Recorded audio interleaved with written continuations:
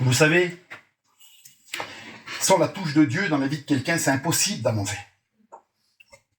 Alors c'est pas la peine de culpabiliser, c'est pas la peine d'avoir peur, c'est pas la peine de... Il te faut un toucher de Dieu. Et quand tu auras le toucher de Dieu dans ta vie, eh ben, tu pourras avancer. Amen. Vous savez, quand Dieu s'approche de l'homme, il s'approche d'un homme qui croit pas que tout peut se passer, que tout peut changer. On le sait, même la Bible va dire que sur ceux qui ont fait l'expérience avec le Seigneur, vous êtes des lettres écrites, lues de les gens qui nous regardent vivent. Mais quand Dieu s'approche de quelqu'un, quand Dieu s'approche des hommes, tous les hommes, on est très compliqués, on est très durs.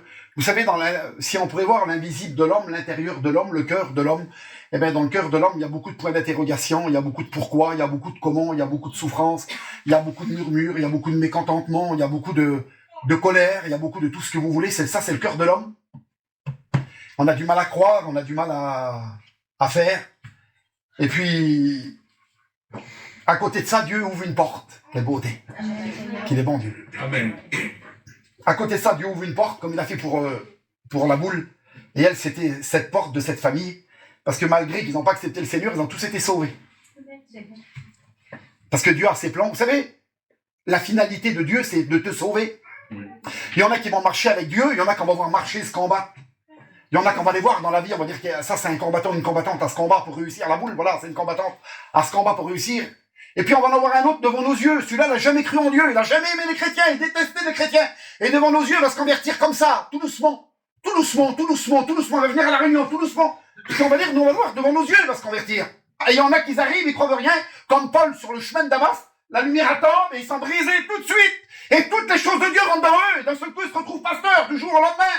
Comme on a vu dans notre mission, ils ont passé conseil de direction et tout ce que vous voulez. Et ça s'est fait en une seule soirée, en un seul soir. J'aimerais dire que quand Dieu s'approche de l'incapacité des hommes, de l'incrédulité des hommes, qu'on a du mal à croire qu'il y a un Dieu qui vit quelque part, et qui nous connaît parfaitement bien, et qui connaît tes jours, et qui connaît tes peurs, et qui connaît tes pourquoi, et tes comment, et ta colère, et puis ta rancune dans ton cœur, et que tu veux pas céder, parce que tu viens à la réunion, parce que il y a ta famille, il y a tes enfants qui viennent à la réunion, mais dans ton cœur, c'est pas ta chose, c'est pas ton truc, mais Dieu veut te sauver. Amen. Amen. Alors Dieu, il est comme ça.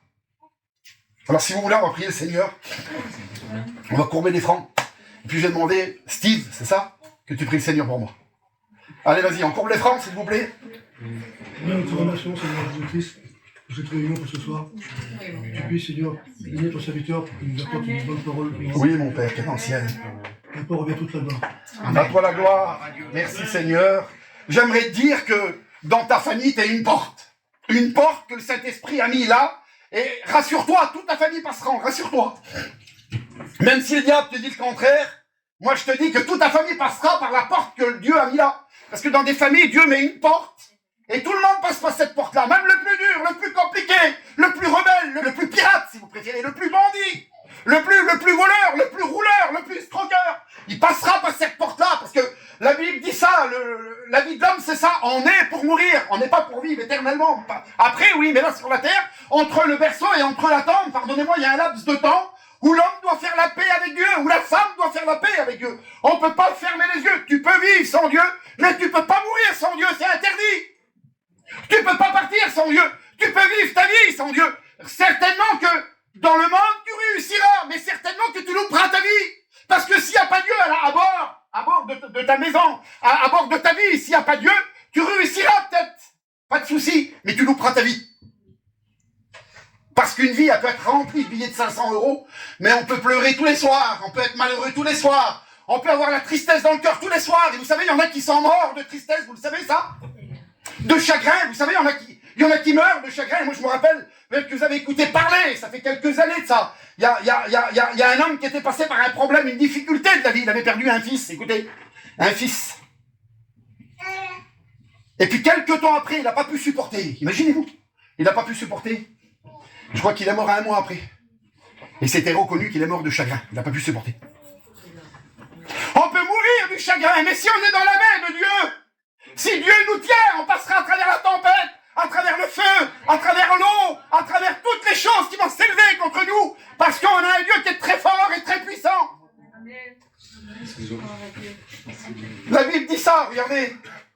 Il y en a qui connaissent Dieu de leur façon à eux, si vous préférez. Et ils font ça, il y en a qui font des neuvaines, comme à l'église catholique avant. Ah ben tiens, aujourd'hui, il y a eu ça, Seigneur, merci. Ah ben je vais rester une semaine sans fumer, ou je vais rester une semaine sans... je mangerai pas de poisson, ou je sais pas comment ça se déroule, où on fait des neuvaines, et on dit, Seigneur, je ferai pas ça pendant tant et tant de temps. Eh ben j'aimerais dire que dans l'évangile, c'est pas comme ça. Ta chair, jamais t'arriveras à la gouverner, jamais t'arriveras à la diriger, ta chair, à faire ce que tu veux faire, non. Tu feras pas ce que tu veux faire, tu feras ce que ta chair, elle veut que tu fasses. Vous comprenez ça? Il y a un texte de la parole qui dit ça, regardez. Comment l'Éthiopien pourrait-il changer de peau ou le léopard les taches de son pelage? Jamais. Jamais on pourra changer les taches que le léopard. Même si vous le rasez au léopard, quand ça repoussera des taches. Vous avez bien compris? Et il dit ça un peu plus bas. Vous qui êtes habitués à faire le mal, comment pourriez-vous changer? C'est impossible.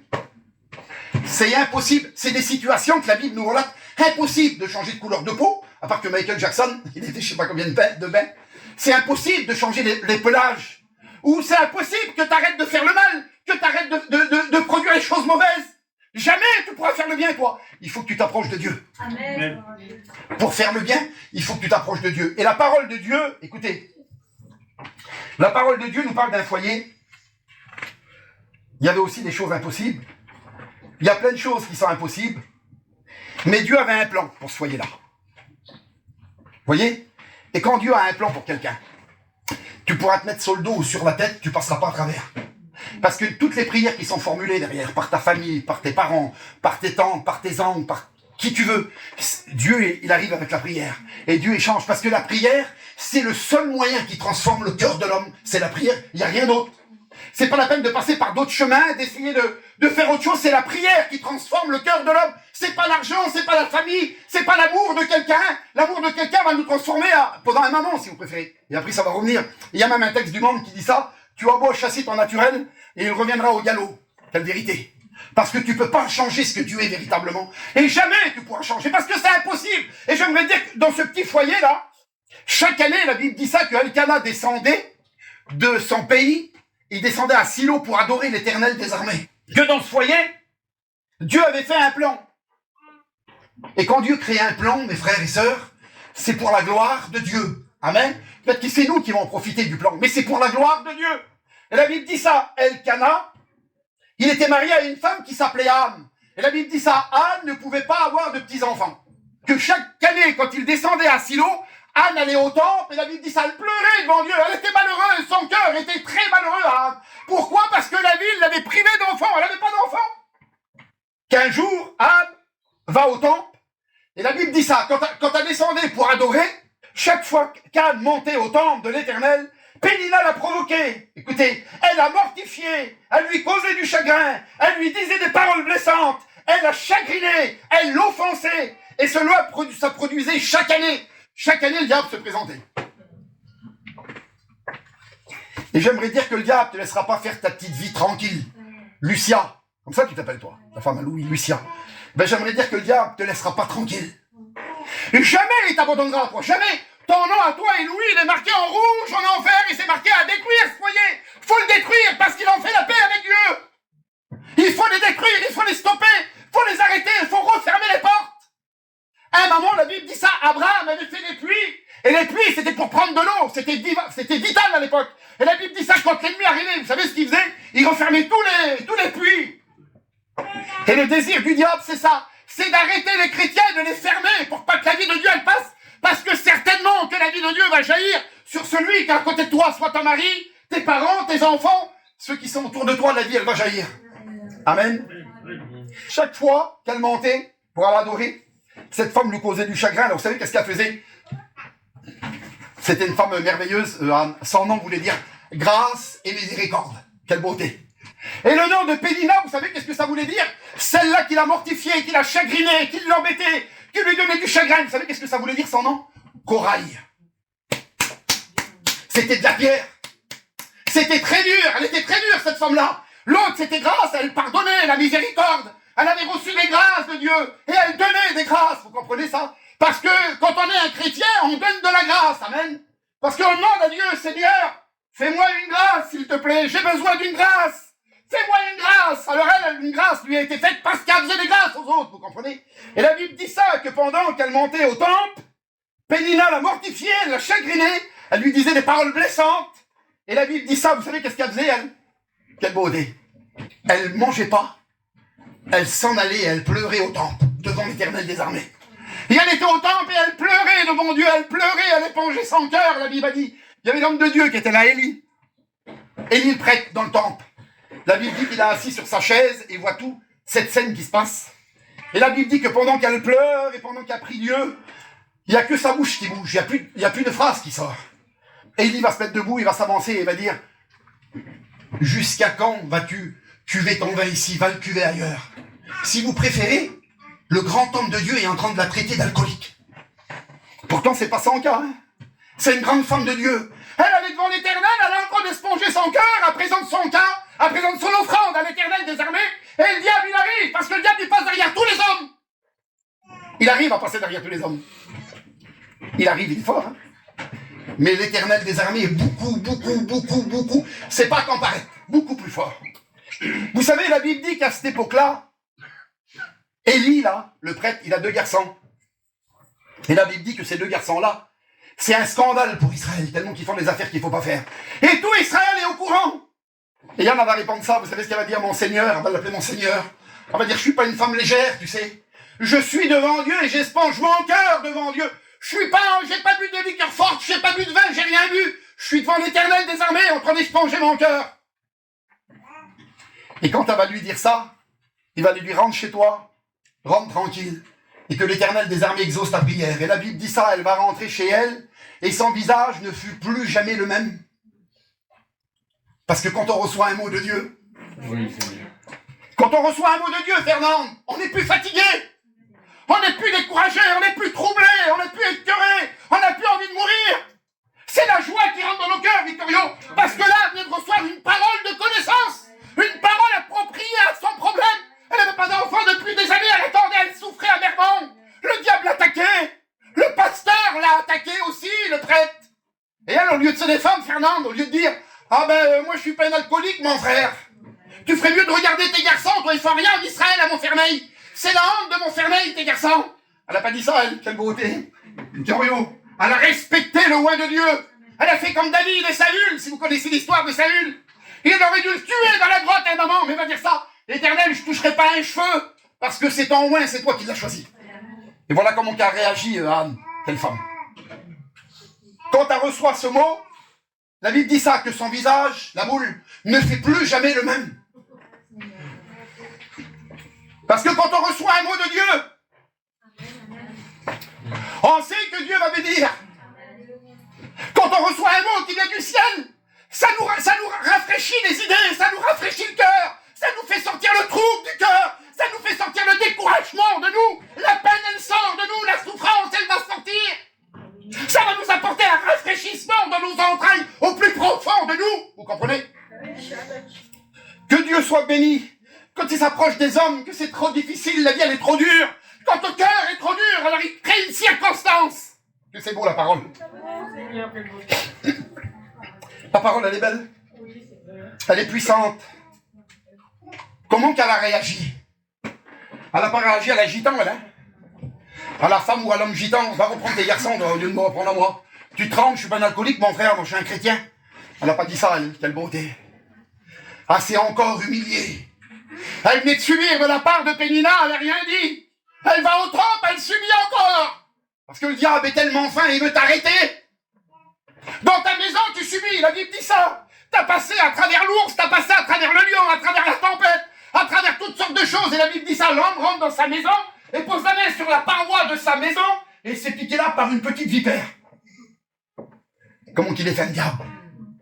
On passe à travers le lion, les grands problèmes de la vie, les grands ravages de la vie, les grandes tempêtes, la grande maladie, les pertes et tout ce que vous voulez. On passe, il n'y a pas de problème, parce qu'il est là, parce que la Bible dit ça. Et regardez, la Bible dit ça, que l'Éternel des armées est du côté du moindre. Et j'écoutais récemment, là, je regardais sur Internet, il y a un juif qui disait ça, un rabbin avec sa kippa, et il disait ça, vous savez, Israël, là, on s'est fait, on ne comprend pas pourquoi. Les anciens sont réunis d'Israël, ils ont dit, qu'est-ce qui nous arrivait? On a le service secret le plus perfectionné au monde, le plus perfectionné. On a l'armée la plus forte du monde. On a le dôme de fer. Le dôme de fer, c'est quand il arrive un missile à je sais pas combien de kilomètres, il explose avant, ils ne peuvent pas les toucher, Ils ont une couverture, une protection protection, si vous préférez. Ils ont la barrière de la Palestine à Israël qui les protège avec des caméras. Ils ont le meilleur service secret au monde, dans le monde en entier, sur la planète Terre. Ils sont reconnus pour avoir les meilleures infos. Il n'y a rien qui passe à travers. Ça fait des années que les Palestiniens, Gaza et tout ce que vous voulez, le Hamas veut les attaquer et veulent les faire mourir. Mais ils n'arrivent pas. Parce qu'il y a la main de l'Éternel sur eux. Vous comprenez? Et le Juif disait ça. Une mouche, ça ne peut pas passer en Israël. Elle est détectée, une mouche, un moustique. Et il dit là, comment ça se fait qu'on a subi comme ça? On s'est fait attaquer partout, par les airs, par la mer, par le sol. Ils n'ont pas passé que par un endroit, mais on aurait dit qu'on n'avait pas d'armée, qu'on était zéro, on n'était pas armés. C'est nous les plus armés de la planète. Qu'est-ce qui s'est passé? L'homme disait ça. Il dit, s'il y a deux méchants, écoutez bien, que c'était beau, Seigneur. S'il y a deux méchants, un méchant qui poursuit un autre méchant, vous savez, il est où, Dieu? Il est avec celui qui sait poursuivre. Il n'est pas avec celui qui poursuit, il est celui qui sait poursuivre. Et il dit ça, il dit, c'est pour ça qu'on n'a pas gagné, là. Hachem, il n'a pas permis qu'on gagne. Pourquoi? Parce qu'on s'est cru fort avec le dôme de fer, avec les barrières de sécurité, les services secrets, les bandes et tout ce que vous voulez. Faut pas qu'on se croie comme ça fort. Parce que l'Éternel n'est pas avec nous, et si l'Éternel n'est pas avec nous, on peut pas remporter la guerre. Et toi, si l'Éternel n'est pas avec toi, tu remporteras jamais la guerre. Tu remporteras jamais ta maladie, tu remporteras jamais sur ta peine, sur ta chair, sur ton foyer bizarre, sur tes enfants. Jamais tu remporteras. T'as besoin de le mettre en avant. Amen. Et c'est pour ça que la Bible a dit, il faut que tu mettes d'abord Dieu en avant. Pour remporter la victoire. Et vous savez qu'est-ce qu'il a dit, lui? C'est une grâce de Dieu. Qu'est-ce qui nous arrive encore aujourd'hui à Israël quand c'est fait bombarder? Pourquoi? Parce qu'on est devenu faible. Dieu nous a rendus faibles pour revenir avec nous. Est-ce que vous comprenez ça? Amen. Toi qui te crois faible, il y en a qui se croient faibles. Ben j'aimerais dire que Dieu est avec toi. Dieu est avec toi. Amen. Il est présent avec toi plus qu'avec n'importe qui. Parce que nous, quand on est faible, il est là. Pourquoi il est si temps avec Israël? Pourquoi il parle d'Israël? Israël, si vous préférez, c'est un point sur la carte. C'est un petit truc comme ça. C'est représenter un petit pays, rien. Et le monde entier a les yeux rivés sur Israël. L'Amérique, la Chine, les pays arabes et tout ce que vous voulez. C'est regarder sur Israël. Pourquoi? Parce que c'est un pays où l'Éternel, désormais, a tout le temps été avec eux. Parce qu'ils étaient rien. Et c'est quand tu te sens démuni, faible, fatigué, écrasé, dégoûté, de la peine dans le cœur, des combats, tu te sens que t'en peux plus. C'est là où Dieu intervient. Amen. Amen. Il n'intervient pas quand tout va bien. Non. À ce moment-là, Anne se sentait comme ça. Elle se sentait dépourvue de tout. Elle se sentait malheureuse. Elle ressentait dans son cœur. Elle pouvait même pas le dire en haute voix. Elle murmurait seulement. Pascal s'est humilié. Écoutez bien. Bon, vous savez, quand on s'humilie, c'est pas pour rien. C'est un texte de la parole. La Bible dit ça. L'humilité, elle précède la gloire. Donc vous connaissez, c'est bien, gloire à Dieu. Et l'orgueil, elle précède quoi? La chute. Quand on est un orgueilleux, sur notre chemin, c'est la chute qui va arriver. Mais elle était humble. Elle était humiliée. Et elle a décroché la bénédiction en cause de ça. C'était un plan de Dieu, parce que Dieu fait des plans. Parce que Madame Anne, sa chair, elle aurait peut-être voulu riposter quand Élie lui a dit ça. Mais elle a résisté. Pourquoi? Parce qu'elle était passée à l'école du Saint-Esprit. Quelle beauté. Elle était passée à l'école de Dieu. Elle savait gérer ça encore. Elle savait quand il ne fallait pas parler, elle ne parlait pas. Même si le corps aurait voulu se rebiffer, même si le corps aurait voulu parler, elle tenait comment? Elle tenait comment? En bride, sous la présence du Saint-Esprit. Vous savez comment on fait? Vous savez où c'est qu'on va chercher la maîtrise? Quelle beauté. La parole, elle dit, hein, quand on lit la parole. On va chercher la maîtrise de soi dans le Saint-Esprit, dans les profondeurs de Dieu.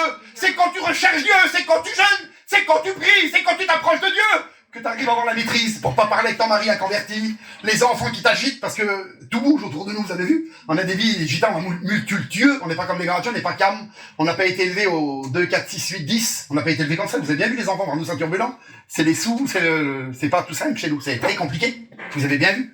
Alors pour passer par-dessus tout, parce qu'il y aura des luttes, il y aura des combats, il y aura des jours difficiles, il y aura des jours de troubles, d'angoisse, tu auras du poids qui t'écrasera, ton cerveau sera mélangé, tu auras des peurs, tu auras des transpirations dans la journée, il y aura des combats, tu seras troublé dans ta tête, tu te mettras dans ton canapé. Et puis il y en a qui savent pas faire d'autre, quoi, faire d'autre, les larmes ils coulent, ils pleurent. Ils savent rien faire d'autre. Quand ils sont attaqués, quand ils se sentent mal, ils se mettent dans le canapé et ils pleurent. Ben j'aimerais dire que le Seigneur est avec toi. Il voit tout. La Bible dit ça. Quand t'as un cheveu sur ta tête, il vient un jour, il tombe, il est au courant. Alors c'est pas la peine d'avoir peur, c'est pas la peine de paniquer, c'est pas la peine de dire Seigneur. Alors qu'est-ce qui se passe? T'es où? Ben il est là. Et des fois il laisse faire. Parce qu'il t'a pris. La Bible dit ça. Il prend une petite poignée, il les jette au feu. Parce qu'il veut travailler avec nous. Il veut que ton caractère y tombe, il veut que tes pensées tombent. Il veut que ça s'arrête, vous comprenez? Parce qu'il veut travailler avec toi. Alors j'aimerais te dire dans cette soirée que tu es à la bonne endroit. Tu vas recevoir ton mot de Dieu si tu réagis comme Anne. Mais si tu réagis avec ta chair de gitan, ça va être très compliqué. Ça va repousser la bénédiction, c'est ce que le diable il veut. Alors j'aimerais qu'on coupe les francs, s'il vous plaît. C'est pas la peine d'aller plus loin, j'en ai assez dit, il est presque 10 heures. Et j'aimerais te dire que tu peux, dans cette soirée, être béni si tu veux. Si tu laisses descendre dans tes incapacités, si tu laisses descendre là où tu crois que ça ne marchera jamais, je te promets que ça va marcher. Mais il faut que tu laisses descendre. Il faut que tu lui ouvres la porte. La Bible a dit ça. Moi, je frappe. Si tu entends frapper, ouvre la porte. Ouvre ta porte de ton cœur et parle avec lui. Dis-lui, Seigneur, voilà, Seigneur, tu connais toute ma vie. Tu connais mon besoin, tu connais mon cœur. Il n'y a rien qui est caché devant toi. Tu connais mon intérieur, mes profondeurs. Tu peux lui parler ce soir. Tu peux lui dire ce soir. Même si tu n'es pas content, tu peux lui dire aussi. Si tu as de la peine, tu peux lui dire aussi. S'il y a de la souffrance dans ton cœur, tu peux lui dire. T'as pas compris cette situation, t'as pas compris cette période de ta vie qui s'est passée, qui t'a fait trop souffrir, tu peux lui en parler aussi. Il est là pour te bénir dans cette soirée. Alléluia. Et son désir, c'est d'ouvrir ton cœur, c'est de descendre dans ton cœur et d'ôter la peine, d'ôter la souffrance, d'ôter les chaînes, la captivité, ton poids, ta frayeur, ton tourment, ton angoisse, ta misère, ton souci, tes pleurs, ton agitation. Tu peux être béni ce soir. Alors tout le monde a les fronts courbés. T'as besoin d'être béni. T'as besoin de comprendre, t'as besoin de faire une expérience. T'as besoin que ton cœur soit à nouveau inondé par la présence de Dieu. On peut partir à tout instant, toute minute, le Seigneur peut venir reprendre l'église. Il faut que tu fasses ta propre expérience. Dieu connaît tout, Dieu sait tout, il te connaît parfaitement bien.